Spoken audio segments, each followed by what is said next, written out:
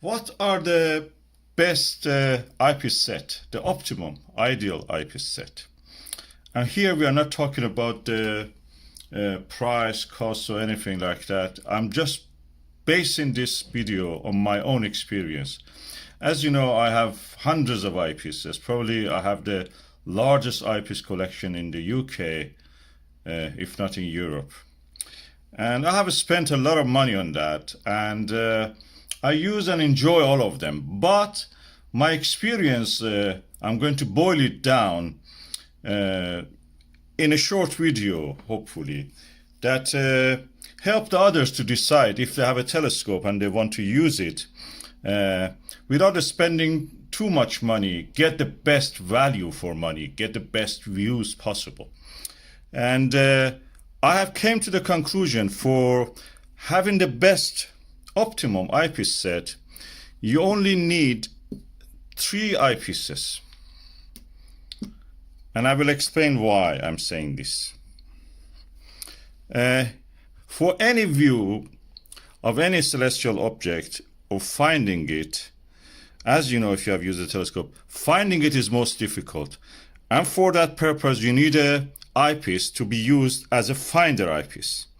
Something that gives you the highest number of the focal length, that is 40 millimeter, for example, and gives you the lowest magnification, so you don't see much of the magnification of the star fields. And to me, this can be boiled down to 2 eyepieces, either a 40 millimeter Plössl or a 32 millimeter Plössl. This is a Ostara 40 millimeter Plössl.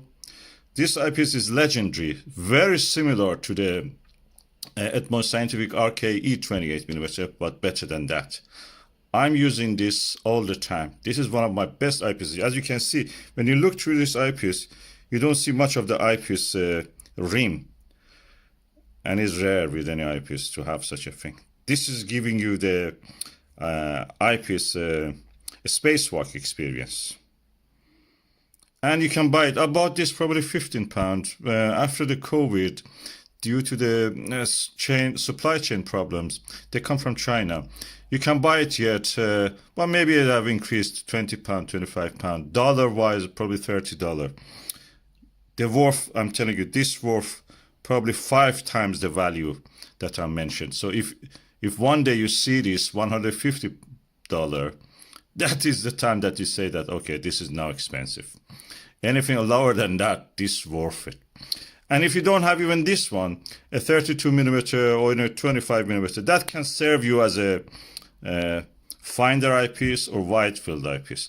This is good for observing Andromeda galaxy, Pleiades, you know, finding the extended star fields, like, for example, the things like the North American Nebula, depending, of course, on your telescope aperture size. If you come one step lower than that in the focal length, you come with something like 24, 25. But here it is important that you have the lowest number of the elements.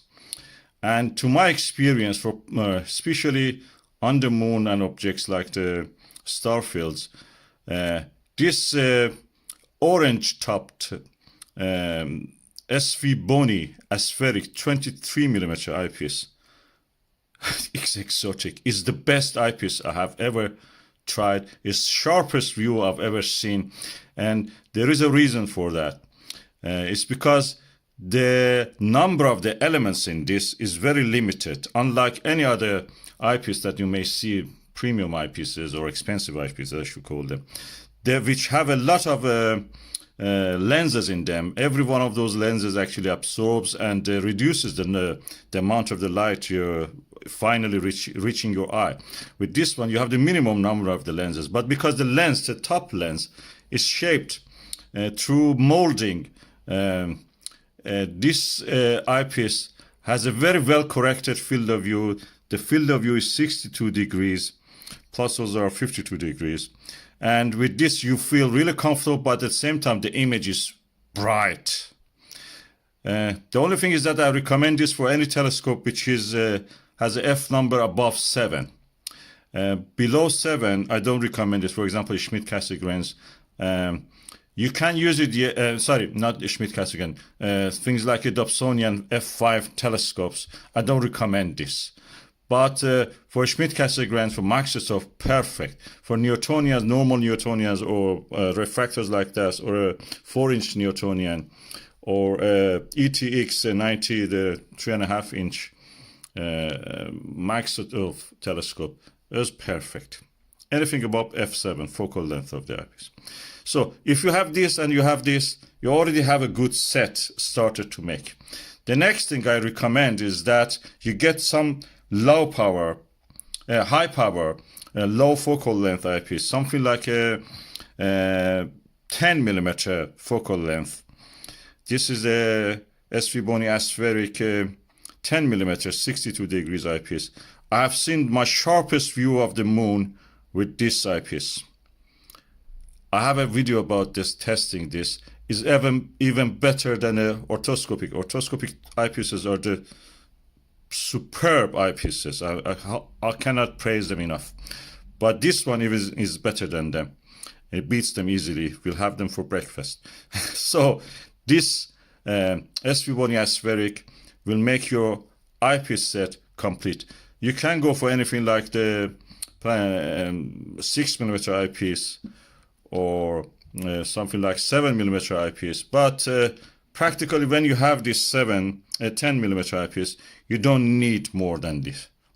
So if you have any of these 3 eyepieces, one finder eyepiece, one medium range 23 millimeter eyepiece, and one high power eyepiece, in most weather condition, atmospheric conditions, these are enough for you. So your set is complete. But in the case if you wanted to, go beyond, the weather was really exceptionally good and you wanted to go beyond that and see more details, you can use a Barlow. Any Barlow will do this. This is a Celestron one. This is not especially expensive or anything. It will be enough for all the things that you need. There are generic ones also. And funny enough, you can buy all of this directly from China. And it's very easy, directly from China, either through the AliExpress or through eBay. And they come to you very quick. I bought most of this directly from China. And they make now very good eyepieces, I'm telling you. And they have made huge leaps in the production of the eyepieces in quality range. So with this 3 range, you perfectly have a set of eyepieces that is suitable for anything. Low magnification, medium, and high magnification. Higher focal length, medium, and lower focal length. That makes you, for your eyepieces, for the 1.25 inch eyepiece holder, which most of the introductory telescopes have that. If you have even a bigger telescope, you can just use an adapter like the one that we have on here and just adjust it for that. Something like this, which, as you can see here, we have a,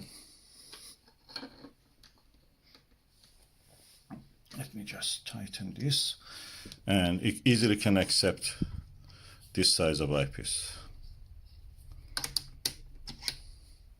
And you are ready to go.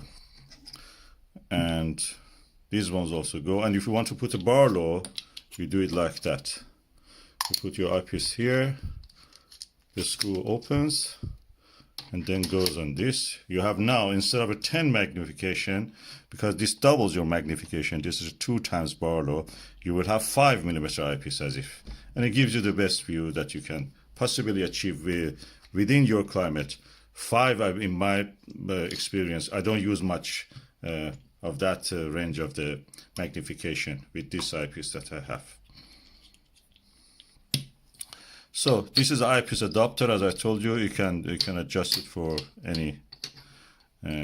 Use it in the 2-inch bigger, 2-inch size barrel taped eyepieces.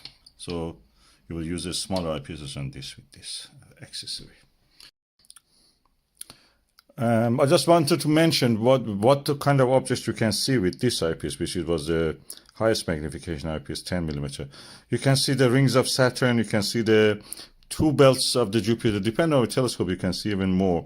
And all the satellites, Galilean satellites of the Jupiter, Titan, Enceladus, and some of the largest satellites of the Saturn.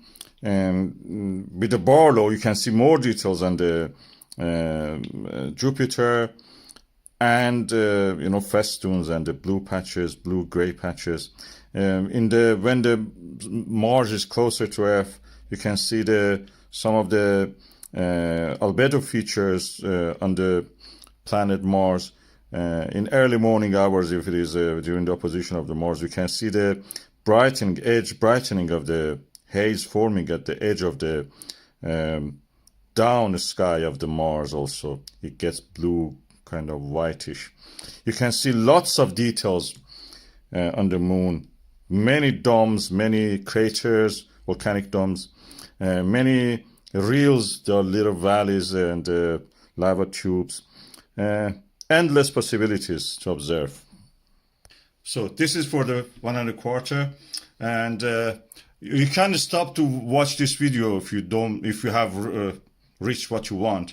But I can tell you that if you want really high planetary eyepieces, I would give you a guide on that in a separate video.